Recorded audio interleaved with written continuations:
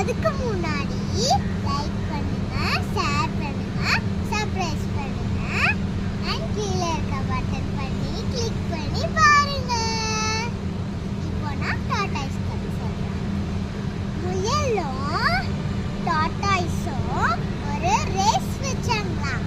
அதுல முயல் வேகமா ஓடிடுச்சான். டாடாய்ஸ் பொறுமையா நடந்து போச்சான். அப்போ